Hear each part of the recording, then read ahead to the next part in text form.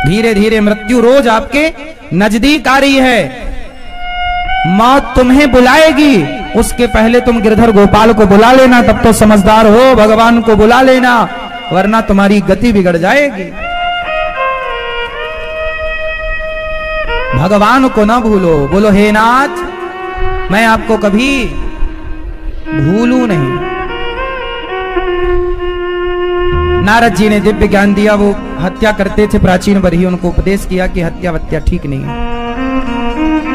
मित्रों को नवधा पिताजी को नवधा भक्ति भी सुनाई, श्रवणम कीर्तनम विष्णु स्मरणम पाद सेवनम अर्चनम वंदनम दास्यम सख्यम आत्म निवेदनम। लेकिन हिरण्यकश्यपु बोला ये तो मेरे दुश्मन का नाम जप रहा है, चल बोल तेरा भगवान कहाँ है। प्रहलाद जी ने कहा न केवलम में भवतस्य राजन सबई बलम बलिनाम चा परेशान, कहा नहीं है क्या इस खंबे में तेरे भगवान है? हाँ। जो खंबे पर प्रहार किया नरसिंह भगवान प्रकट हो गए, बोलिए नरसिंह भगवान की। हिरण्यकश्यपु को गोद में लिटाया, उसने वरदान मांग रखा था ना दिन के मरू ना रात्रि को। फिर भगवान ने शाम को मारा, बोले ब्रह्मा के बनाए किसी आदमी से नहीं मरूंगा। भगवान बोले ब्रह्मा मुझे नहीं बनाते, मैं ब्रह्मा को बनाता हूं, अब तो मरेगा। छाती विदीर्ण कर दी और हिरण्यकश्यपु का गोविंदाय नमो नमः। प्रहलाद जी ने स्तुति की, ब्रह्मादय सूर्यगणा मुनयोऽथ सिद्धाः सत्वैकतानमतयो वचसां प्रवाहै नाराधितुं पुरुगुणैरधुनापि विप्रुः किं तोष्टुमर्हति समे हरिरुग्रजाते। प्रहलाद जी ने भगवान की स्तुति की, हे प्रभु जिनकी स्तुति ब्रह्मा देवताओं ने कर ली है, मैं क्या करूं। भगवान ने कहा पुत्र कुछ मांग लो। प्रहलाद जी ने कहा प्रभु कभी कुछ मांगने की इच्छा ही जन्म ना ले, ऐसी कृपा करो। प्रहलाद जी भगवान से क्या मांगते हैं कि मेरे अंदर कभी कुछ पाने की इच्छा ही ना हो। प्रहलाद जी के अंदर कोई इच्छा नहीं थी, निष्काम। और भक्त जब निष्काम होता है तो भगवान उसे बहुत प्यार करते हैं। निष्काम भक्त, कोई कामना नहीं। आप लोग भी अपनी कामनाएं मिटाओ, ये कामनाएं आपको गुलाम बनाई हुई हैं, त्याग दो अपनी इच्छाओं को, कामनाओं को। भगवान ने एक प्रहलाद जी पर कृपा की, फिर हाथी पर कृपा करने के लिए भगवान ने हरि का अवतार धारण किया। एक बार हाथी नहा रहा था सरोवर में, तो मगर ने पांव पकड़ लिया। किसने पांव पकड़ा? मगर मतलब मगरमच्छ, मगर मतलब अगर मगर। महाराज जी हम कथा में आ तो जाते मगर, आपका भी पांव मगर नहीं पकड़ा है। हम वृंदावन आ तो जाते मगर, मगर ने पांव पकड़ लिया हाथी का। फिर हाथी ने पुकारा, कमल का पुष्प दिया, भगवान ने हाथी की रक्षा की, उसका उद्धार किया। ये श्राप के कारण हुहु नाम का गंधर्व ग्राह बना, आज उद्धार हुआ। हाथी भी एक राजा ही, श्राप के कारण आज दोनों का कल्याण। समुद्र मंथन पर धनवंतरी कश्यप मोहिनी अवतार धारण हुए, देवासुर संग्राम हुआ, देवताओं ने अमृत पिया, राक्षस वंचित रह गए। और राजा शुक्राचार्य जी की कृपा से राजा बलि इंद्रासन पा गए। तब राजा बलि जब इंद्रासन पा गए तब 99 यज्ञ पूरे हुए राजा बलि के। तब वामन भगवान पहुंच गए राजा बलि के यहाँ। बोलिए वामन भगवान की। 3 पग भूमि मांगी, पहले पग में पाताल, दूसरे अतल वितल सुतल तलातल रसातल महातल पाताल, दूसरे पग में सत्यलोक महरलोक तपलोक जनलोक, सारे भूर्भुवस्वः सारे ऊपर के लोकों को लिया।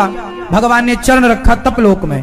तीसरा चरण कहाँ रखे? राजा बलि ने कहा प्रभु मेरा मस्तक नाप लीजिए, मेरे माथे पर रखिए।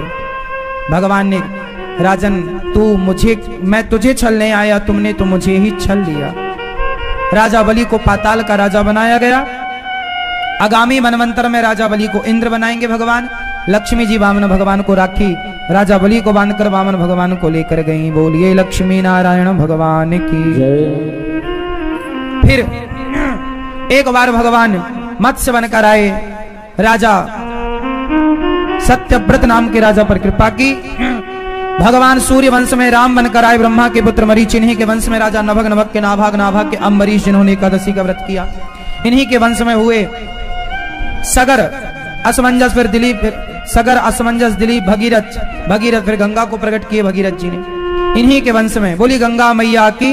इन्हीं के वंश में खटवांग दीर्घबाहु, फिर इन्हीं के वंश में दिलीप, फिर रघु, फिर अज दशरथ जी।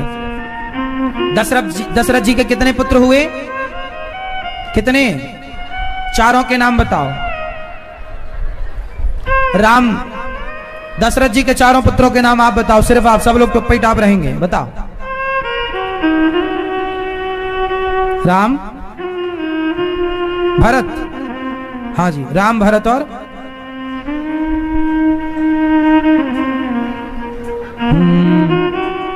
धीरे धीरे बोल, कोई सुनना ले, सुनना ले, कोई सुनना ले। ये स्थिति है हिंदू धर्म की, ये स्थिति है सनातन धर्म की कि यहां पर दशरथ जी के चारों पुत्रों का मतलब राम जी के चारों, राम सहित चारों भाइयों का नाम लोगों को नहीं पता। ऐसे होगा हिंदुओं का उत्थान?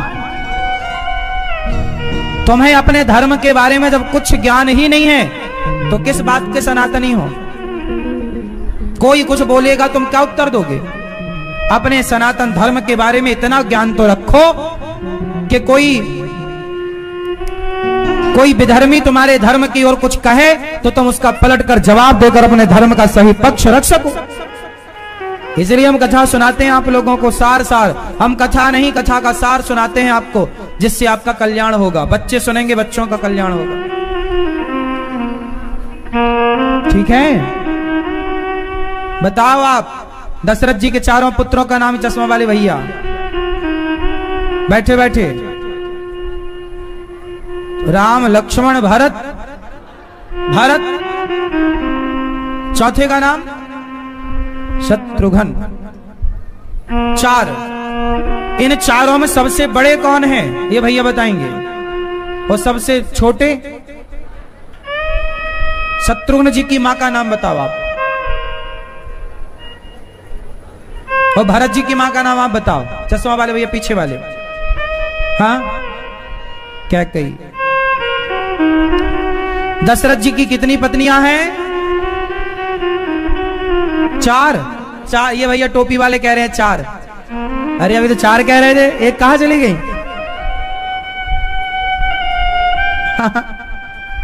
एक अपने से जोड़ दी क्या? दशरथ जी की 3 पत्नियां,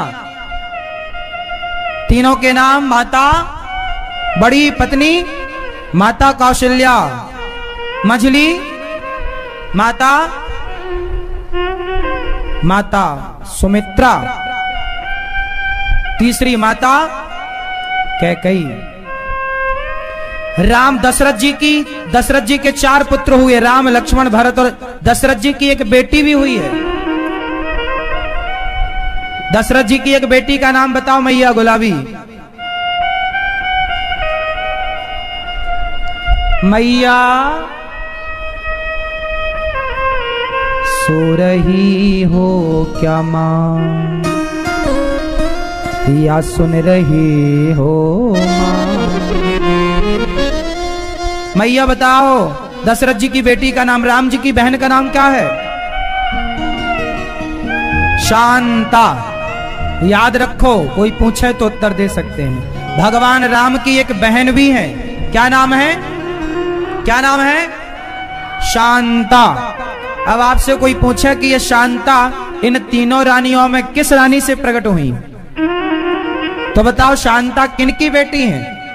कौशल्या की बेटी, सुमित्रा, या कैकेयी मां की? माता सुमित्रा की पुत्री है शांता। माता सुमित्रा से शांता का जन्म हुआ। शांता को दशरथ जी ने दान कर दिया था। बचपन में दशरथ जी के एक मित्र थे, रोमपाद उनका नाम था। उन्हें अपनी बेटी शांता दान कर दी थी। वही बेटी शांता श्रृंगी ऋषि से विवाही गई थी। वही श्रृंगी ऋषि जिन्होंने दशरथ जी के पुत्र के लिए यज्ञ कराया था। श्रृंगी ऋषि वशिष्ठ बुलावा। समझ में आ रही है बात? तो ये राम, लक्ष्मण, भरत और शत्रुघ्न चारों भैया राम जी के जन्म की, राम जी के प्रकट की तिथि क्या है आप बताओ। बैठे बैठे कौन सी तिथि है आप बताओ। रामनवमी। कौन से महीने की रामनवमी? चैत्र माह की। कौन सा पक्ष?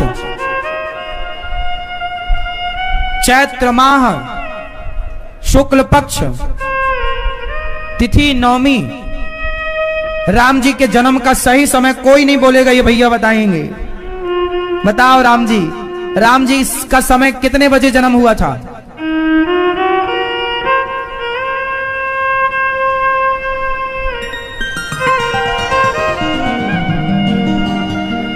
आप बताओ। 2:30 बजे,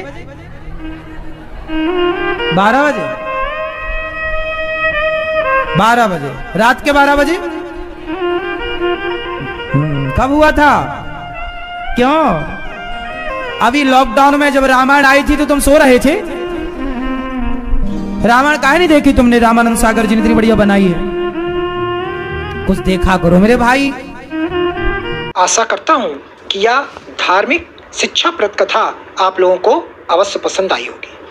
अगर आप लोगों को यह कथा पसंद आई हो तो इस कथा को लाइक करें और अधिक से अधिक लोगों को शेयर भी करें, जिससे कि वे भी इस शिक्षाप्रद उत्तम कथा को सुनकर अपने जीवन को सुखी एवं सामर्थ्य बना सके। मित्रों, अगर अभी तक आप लोगों ने हमारे चैनल को सब्सक्राइब नहीं किया है तो तुरंत सब्सक्राइब कर लें, जिससे कि नोटिफिकेशन के माध्यम से आप लोगों को हमारे नए नए वीडियोस, शिक्षाप्रद कथाएं तुरंत प्राप्त हो सके और आप उसको सुन करके अपने जीवन को सुखी बना सके। तो कल फिर किसी नए धार्मिक कथा को लेकर के आप लोगों के समक्ष फिर से प्रस्तुत होंगे। तब तक के लिए राम राम।